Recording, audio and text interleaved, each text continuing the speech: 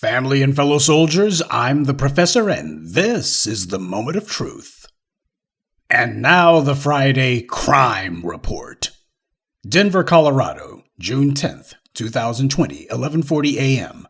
The nation was in the throes of a nationwide uprising, what the white media tried to tamely refer to as a racial reckoning. Isabella Thallas had just turned 21 years old 2 days earlier. She and her boyfriend, Darian Simon, were taking their dog Rocco for a walk in downtown Denver. The dog had been unable to have a bowel movement for a couple of days, and both Isabella and her boyfriend were concerned. During their walk through downtown, Darian stopped and was trying to get the dog to poop. That's when a violent thug, Michael Close, began yelling at the couple from his ground floor apartment, demanding to know were they going to train their dog to poop or just yell at it instead. The couple tried to ignore the thug and began picking up the dog's excrement, but when you have genetic immunity from law, you just don't know when to quit. So Michael Close drew a gun, an AK-47, and began shooting a volley of bullets at the couple, 24 rounds in all. Isabella Thallas was hit in the back and declared dead at the scene. Darian Simon had been shot in the back and the leg. One of the rounds from the assault rifle shattered Darian's femur, which will require multiple surgeries to repair.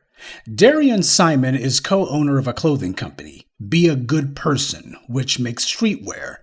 Darian also appears to be biracial. One has to wonder if that had anything to do with this incident.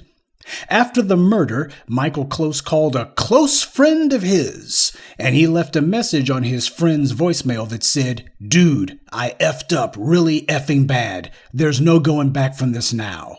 The killer then got in his Mercedes and tried to flee. He would be caught a little under 2 hours later in Pine, Colorado, which is 40 miles from the scene of the murder. Police found that Close had an assault rifle in his car as well as a handgun, along with a gun belt and firearm magazines. Guy had a little arsenal with him. Now, why else would this guy be packing all that heat unless he decided that he was going out in a blaze of glory, assuming that he wasn't going to go ahead and kill some other targets first? But, of course, since he's white, police took this man who had just murdered one person and grievously wounded another into custody without killing him. In fact, they didn't even harm him. Isn't it amazing how the police's training never seems to stop them from arresting violent white suspects without incident? Interesting how it always works out that way.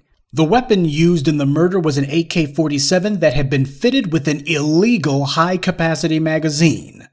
Now you're probably wondering, how did this thug get his hands on the assault rifle in the first place? And how did he get an illegal high-capacity magazine? As it turns out, he got it from the Denver police. Remember that friend who Michael Close had left the voice message for, that good buddy of his? Well, it turns out this good friend was a sergeant in the Denver PD, Dan Politica, who the killer had been friends with for 20 years. Now, Michael Close, in an absurdly dubious statement, claimed that he took the gun from his close friend without permission. Now, if you believe the cop didn't know that his buddy had his assault rifle and illegal high-capacity magazine, then you're more stupid than the average MAGA moron.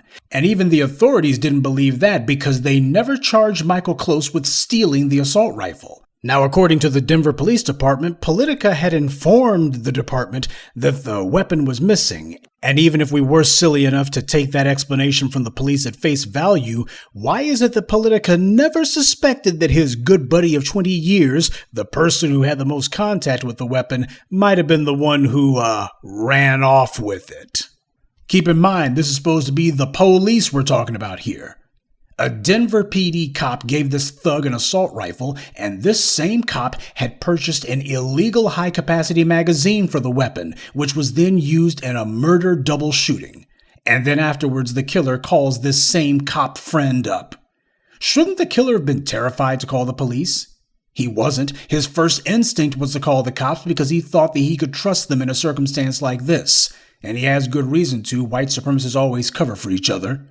The only reason that Close was worried was because he knew that he had killed a white woman. And make no mistake, that's the only reason this resulted in charges being filed or a conviction being obtained, because the deceased was white.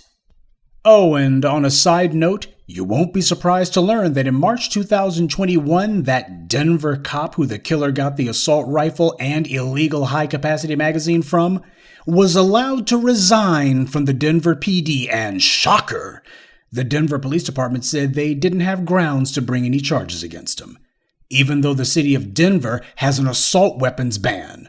They still don't know how this police sergeant obtained this illegal assault weapon, or where he had been hiding it, or how he got his hands on that illegal high-capacity magazine either. In the wake of this double-shooting murder, the state of Colorado passed a law creating penalties for people in the state who failed to report lost or stolen firearms. Now, the scumbag who supplied the murderer with the assault rifle was a cop. Why didn't they pass a law punishing police who intentionally break firearm possession laws? After all, as the white right is always telling us, criminals don't obey the laws. Well, obviously, police don't obey the laws either. The white right's always saying we don't need restrictions for the guns, we need to put penalties on the criminals. Good idea. Why not put the penalties on the group who broke the law in this instance? Because the police are the enforcement arm of white supremacy. That's why. Without them, the white powers that be would have no means to use violence to force everyone to live under their tyranny. So the police are not about to punish that sergeant who supplied a killer with an assault rifle and an illegal high-capacity magazine for it. Apparently, an illegal high-capacity magazine isn't illegal or punishable under law so long as you got a badge, or at the very least, as long as you got the complexion for the protection. And the state refuses to punish the police too. And that is why this keeps happening.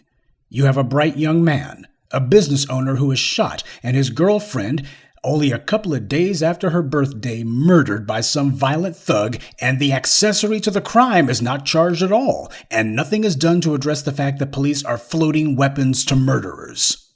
This is the police who gave that killer the weapon. Because racial immunity from the law is the core of white supremacy. They can afford to do a little something to a particularly egregious offender like Close, but that only happened in this case because this killing got media attention and the community rallied.